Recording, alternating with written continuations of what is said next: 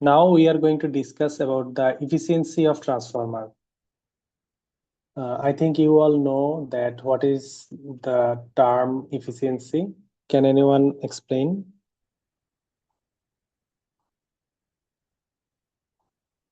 What is efficiency of any machine?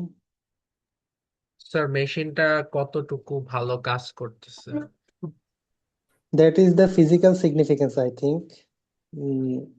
And that is also a good point, but can you explain মানে sir input more clearly? পাওয়ারটা sir output পাওয়ারের কতটুকু কাজে লাগছে মানে sir 100%-এ কত পার্সেন্ট কাজ করতে পারতেছে? Anything else from anybody else?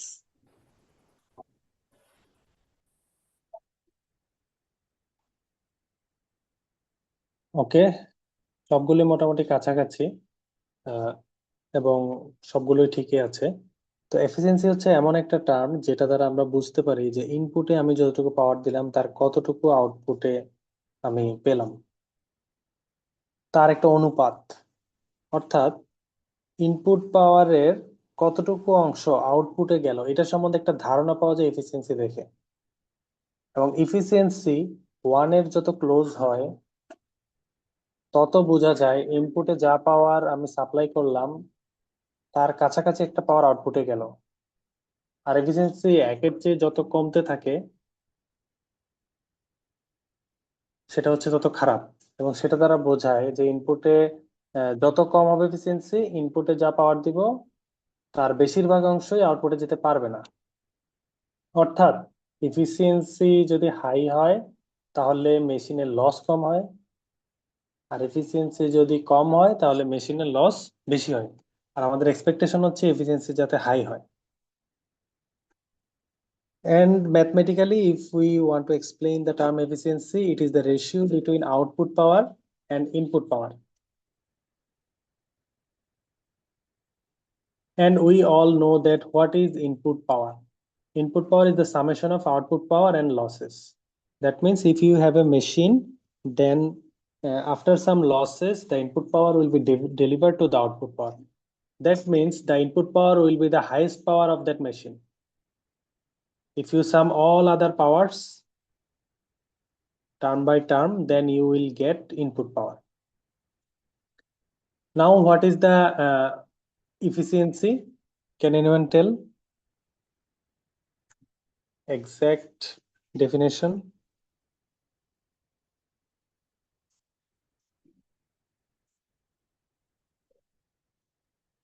Can you define efficiency?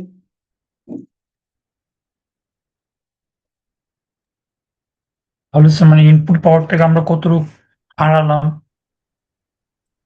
Nah, that is not efficiency. You can get an idea about the term যে ইনপুট থেকে আমি কতটুকু পাওয়ার হারালাম by efficiency, but efficiency does not significantly represents this term. নাকি efficiency দ্বারা কি বোঝায়? Efficiency কাকে বলে? তখন তো এটা বললে হবে না যে কতটুকু পাওয়ার হারালাম। এফিসিয়েন্সি কি কোনো হারানোকে নির্দেশ করে? স্যার এফিসিয়েন্সি কি ওই রেগুলেশনের স্যার অপোজিট? রেগুলেশনে যেমন স্যার আমরা ক্যালকুলেট করতাম কতটুকু না, হারাই গেছে। অপোজিটও না। আউটপুট বা ইনপুট স্যার, ইনপুটের অনুপাত। হ্যাঁ, efficiency is the ratio between output power and input power, এবং এর কোনো ডাইমেনশন নাই, অর্থাৎ এর কোনো মাত্রা নাই, ইউনিট নাই। যেহেতু দুইটাই পাওয়ারের টার্ম, দুইটার ইউনিটি এখানে ভ্যানিশ হয়ে যায়। ঠিক আছে, তো ট্রান্সফরমারের ক্ষেত্রে আমরা যদি এফিসিয়েন্সি কি এটা যদি আমরা বুঝতে চাই, এফিসিয়েন্সি হচ্ছে আউটপুট পাওয়ার বা ইনপুট পাওয়ার। ইনপুট পাওয়ার মানে কি? Output power loss. এখন ট্রান্সফরমারে কি কি লস হয়? ট্রান্সফরমার অ্যাকচুয়ালি দুই ধরনের লস হয়, একটা হচ্ছে আয়রন লস বা কোর লস, আর একটা হচ্ছে কপার লস। এখন আয়রন লস আর কপার লস এগুলো কি, এগুলো যদি আমরা বুঝতে চাই আমাদের আবার ট্রান্সফরমারের ইকুইভ্যালেন্ট সার্কিটে চলে যেতে হবে। ট্রান্সফরমারের আমরা যদি একটা ইকুইভ্যালেন্ট সার্কিট দেখি, এটা হচ্ছে একটা ট্রান্সফরমারের ইকুইভ্যালেন্ট সার্কিট। এখন এখানে কপার লস কোনটা? এখানে যে কারেন্ট ফ্লো হবে সেই কারেন্ট স্কোয়ার করে এই আর কিউ ওয়ান দিয়ে গুণ দিলে কি পাবো? এই ট্রান্সফরমারের কপার লস পেয়ে যাব। আবার আমি যদি এই ট্রান্সফরমারের কোর লস বের করতে চাই তাহলে আমাকে কি করতে হবে, এই IC1² ইন্টু RC1 ক্যালকুলেশন করে বের করতে হবে, অথবা V1² / RC1 এটা ক্যালকুলেট করেও আমি কোর লস বের করতে পারবো। অর্থাৎ RC1 রেজিস্ট্যান্সে যতটুকু পাওয়ার লস হবে সেটা হচ্ছে ওই ট্রান্সফরমার কোর লস, আর REQ1 বা REQ2 রেজিস্ট্যান্সে যতটুকু পাওয়ার লস হবে I²R করে সেটা হবে কি ট্রান্সফরমারের কপার লস। অর্থাৎ কোর লসটা হচ্ছে এই প্যারালাল ব্রাঞ্চ কম্পোনেন্ট আর কপার লসটা হচ্ছে এই সিরিজ ইকুইভ্যালেন্ট প্যারামিটার। আচ্ছা, এখন আমরা দেখি এই লসগুলা ফর্মুলা কেমন হতে পারে। তাহলে দেখো তো এই কপার লসের ফর্মুলা কি হবে, I2 প্রাইম² REQ2 yes sir. REQ1, এই ম্যাথের ক্ষেত্রে এটা বলা যায় না, এই সার্কিটের ক্ষেত্রে ইয়েস এটা স্যার। হবে কি কপার লস। আর কোর লস কি হবে, স্যার V1² / RC1। এখন দেখো সাপোজ তুমি এরকম একটা ট্রান্সফরমারে এখানে V1 ভোল্টেজ সাপ্লাই দিলা, কিন্তু এখানে কোনো লোড কানেক্ট করো নাই, এই জায়গাটা খোলা আছে। তাহলে দেখো তো একটা ট্রান্সফরমারে যদি আমি কোনো লোড কানেক্ট না করি তাহলে কি হবে, এই ট্রান্সফরমারে এদিকে কোনো কারেন্ট ফ্লো হবে সেকেন্ডারি সাইডে, নো স্যার। এই জায়গাটাতে কোনো কারেন্টই থাকবে না যেহেতু খোলা। তাহলে কারেন্ট কোথায় ফ্লো হবে, এই সাপ্লাইয়ের কারেন্টটা এই দুইটা ব্রাঞ্চে ভাগ হয়ে আবার এদিকে সোর্সে ফেরত আসবে। তার মানে নো লোড একটা ট্রান্সফরমারে সিরিজ রেজিস্ট্যান্সের জন্য কপার লস কতটুকু হবে, স্যার 0। 0। কখন, নো লোডে, ফুল লোডে কিন্তু না। আবার এই নো লোডে কোর লস কতটুকু হবে, কোর লস কিন্তু ফুল হবে, যেহেতু ইয়েস নো স্যার। লোডে তুমি ফুল ভোল্টেজ সাপ্লাই দিচ্ছ। তার মানে একটা ট্রান্সফরমারকে তুমি যদি নো লোডে অপারেট করো তাহলে তার মধ্যে কপার লসটা খুবই মাইনর হবে নাকি, তেমন একটা কপার লস হবে না, কিন্তু কোর লসটা সিগনিফিকেন্টলি হবে যেহেতু ফুল ভোল্টেজ সাপ্লাই দিচ্ছ। অর্থাৎ নো লোডে ট্রান্সফরমারে যতটুকু লস হয় তার মেজরিটি পার্টই হচ্ছে কি কোর লস, তাই না? Yes sir. আবার তুমি যদি ট্রান্সফরমারে একটা লোড কানেক্ট করো তাহলে তার মধ্যে এখন তো সেকেন্ডারি সাইডে কারেন্ট ফ্লো হবে নাকি, যেহেতু পাথটা ক্লোজ হয়ে গেছে এখানটা কারেন্ট ফ্লো হবে। তাহলে এই ট্রান্সফরমারের মধ্যে এখন কি থাকবে, I²R লস থাকবে এবং V²/RC1 দুইটা লসই থাকবে। অর্থাৎ একটা ট্রান্সফরমার যখন ফুল লোডে থাকে তার মধ্যে কি হয়, কপার লসও হয় কোর লস হয়, কিন্তু নো লোডে থাকলে কোর লসটা বেশি হয়, কপার লস কি হয়, মাইনর হয়, হয় না বললেই চলে। তার মানে একটা ট্রান্সফরমারকে তুমি যদি জাস্ট চালু করো, কোনো লোড নাও দাও, তাও তার মধ্যে লস হতে থাকবে, সেই লসটা কি, কোর লস। আর কপার লস কখন হবে, লোড কানেক্ট করলে তার মধ্যে কপার লস হবে। এই বিষয়টা বুঝতে পারছো? Yes sir. আচ্ছা, তাহলে কোর লস আর কপার লসের টার্মগুলো আমরা একটু তার ইকুইভ্যালেন্ট সার্কিট থেকে বোঝার চেষ্টা করলাম। এখন যদি আমরা এই নলেজটা আমাদের ইফিসিয়েন্সিতে নিয়ে সাবস্টিটিউট করি, দেখি আমরা কি দেখতে পাই। ইফিসিয়েন্সি আমরা অলরেডি জানি, ইফিসিয়েন্সি মানে হচ্ছে ট্রান্সফরমারের output power divided by input power. আর ইনপুট পাওয়ার মানে কি, আউটপুট প্লাস লস। তো লস মানে কি, core loss plus copper loss, তাই না? তাহলে ট্রান্সফরমারের ক্ষেত্রে আমাদের এই জায়গাতে আমরা যদি এখন এফিসিয়েন্সির যে ফর্মুলা সেটাকে যদি আমি রিপ্লেস করি, আমি কি বলতে পারি, আউটপুট পাওয়ার কতটুকু হবে ট্রান্সফরমার, যেহেতু এসি মেশিন VI cos θ হবে, সেকেন্ডারিতে দিছো V2I2 cos θ। লোড তো সবসময় সেকেন্ডারিতে থাকে নাকি, প্রাইমারি থেকে লোড থাকে ট্রান্সফরমারে, নো স্যার। থাকে না। আর কি হবে, কোর লস আর কপার লস। এখন কপার লস কিভাবে বের করব, I²REQ1 অথবা I²REQ2, 2 দিলে 2 এর কারেন্ট, 1 দিলে 1 এর কারেন্ট। আর কোর লস কিভাবে বের করব, ওপেন সার্কিট টেস্ট থেকে নাকি। Yes sir. ট্রান্সফরমার যদি আমি ওপেন সার্কিট টেস্ট করি, ওপেন সার্কিট টেস্টে ওয়াটমিটারে যে পাওয়ারটা দেখাবে সেটা ম্যাক্সিমামে কি, কোর লস। আর কপার লস বের করতে চাইলে শর্ট সার্কিট টেস্ট করব, সেখানে যে পাওয়ারটা দেখাবে সেটা ট্রান্সফরমার কি, কপার লস। আচ্ছা, এখন এখানে একটা মজার বিষয় আছে, কোর লস তো ট্রান্সফরমারে ফিক্সড নাকি, এটা কখনো চেঞ্জ হয় না। যেহেতু ট্রান্সফরমারের ভোল্টেজ আমরা চেঞ্জ করি না, সাপ্লাই ভোল্টেজটা আমরা চেঞ্জ করি না, এই জন্য কোর লসটা ফিক্সড হয়ে গেছে। কিন্তু ট্রান্সফরমারের কপার লস সমান যদি আই স্কোয়ার আর হয় এবং ট্রান্সফরমার ম্যানুফ্যাকচার করার পরে আরটা কনস্ট্যান্ট হয়ে যায়, তাহলে কপার লস শুধুমাত্র এই কারেন্টের উপর ডিপেন্ডেন্ট না? Yes sir. আর এই কারেন্টটা ডিপেন্ড করে লোডের উপর, লোড বাড়লে কারেন্ট বাড়ে, লোড কমলে কারেন্ট কমে যায়, লোড না থাকলে কারেন্ট শূন্য হয়ে যায়। Yes sir. তাহলে এই কপার লস যদি আমি বের করতে চাই, তাহলে কারেন্টটা একটা সিগনিফিকেন্ট রোল প্লে করবে। আর কারেন্টটা ডিপেন্ড করে লোডের উপর, লোড বাড়লে কারেন্ট বাড়ে, লোড কমলে কারেন্ট কমে। তার মানে ফুল লোডে যদি একটা ট্রান্সফরমার থাকে তার মধ্যে কপার লসটা হাইয়েস্ট হবে, আর নো লোডে থাকলে মিনিমাম কপার লস হবে। হাফ লোডে থাকলে কপার লস কেমন হবে? স্যার অর্ধেক হয়ে যাবে। অর্ধেক হবে না, অর্ধেকের অর্ধেক হবে। কারেন্ট ইয়েস মনে স্যার। করো অর্ধেক হয়ে গেছে, তাহলে লস কি হবে? স্যার 1/4। 1/2 আই স্কোয়ার হবে না, তখন লস হয়ে যাবে 1/4 আই স্কোয়ার আর। তার মানে কারেন্ট অর্ধেক হইলে কপার লস হয়ে যাবে 1/4। কারেন্ট যদি 1/3 হয়, লস হয়ে যাবে 1/9 কপার লস। বিষয়টা বুঝতে পারছো? Yes sir. তাইলে কপার লস বের করার ক্ষেত্রে কোন জিনিসটা সিগনিফিক্যান্ট? এই ফ্যাক্টরটা সিগনিফিক্যান্ট না? Yes sir. তো এই ফ্যাক্টরটা কি? এই ফ্যাক্টরটা হচ্ছে এখন ট্রান্সফরমারের যতটুকু কারেন্ট যাচ্ছে সেটা ফুল লোডের তুলনায় কতটুকু, নাকি সেই ভ্যালুটাই তো 1/2। Yes half sir. লোড মানে কি বোঝা যাচ্ছে? ট্রান্সফরমারের ফুল লোডের তুলনায় এই লোডটা কতটুকু? অর্ধেক, এই জন্য হাফ স্কোয়ার হয়েছে। তার মানে ট্রান্সফরমারের এই কপার লস টার্মটাকে এই ইফিসিয়েন্সির ফর্মুলাতে ইফেক্টিভলি ইনক্লুড করার জন্য একটা ফ্যাক্টর নিয়ে আসা হয়েছে, সেটাকে বলা হচ্ছে লোড ফ্যাক্টর। মেশিনের ক্ষেত্রে এই লোড ফ্যাক্টরটাকে এক্স দিয়ে প্রকাশ করা হয়। এক্স হচ্ছে load current by rated current. ঠিক আছে? লোড কারেন্ট মনে করো মেশিনের গায়ে লেখা আছে 50 এম্পিয়ার, তার মানে এটা রেটেড কারেন্ট, ফুল কারেন্ট, তাই না? আর মেশিনে যাচ্ছে এখন 25 এম্পিয়ার, তার মানে কি মেশিনটা হাফ লোডে চলতেছে এবং কারেন্ট কত হয়ে গেল? অর্ধেক হয়ে গেল না? Yes sir.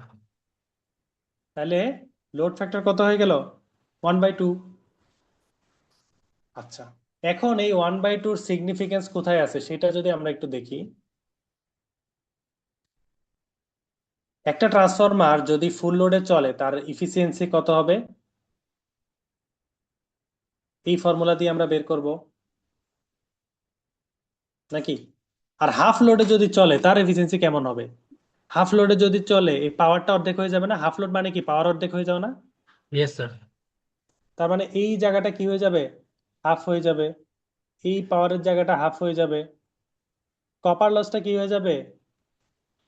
1/2 স্কোয়ার হয়ে যাবে নাকি? কপার লস 1/2 স্কোয়ার হবে না? Yes sir. 1/2 square into full load copper loss, ওটা হবে। আর কোর লস কোনো চেঞ্জ হবে? কোর লস তো সবসময় একই, এটা তো লোডের সাথে সম্পর্কিত না। হ্যাঁ স্যার। তাহলে ফর্মুলাটা এরকম হয়ে যাবে। এখন এইটা তো এইভাবে হাফ দিয়ে মনে রাখা সম্ভব না, লোড তো সবসময় হাফ হবে না, কখনো 1/3 হবে, কখনো 1/6 হবে। এই জন্য এই হাফ টার্মটাকে আমরা যদি এক্স দিয়ে রিপ্রেজেন্ট করি তাহলে আমাদের লাইফটা একটু ইজি হয়ে যাবে, ক্যালকুলেশন সহজ হয়ে যাবে। এই জন্য এফিসিয়েন্সি ফর্মুলাতে আমরা যদি এই লোড ফ্যাক্টর এক্স কে প্লেস করি তাহলে আমাদের ফর্মুলাটা দেখতে এরকম হবে।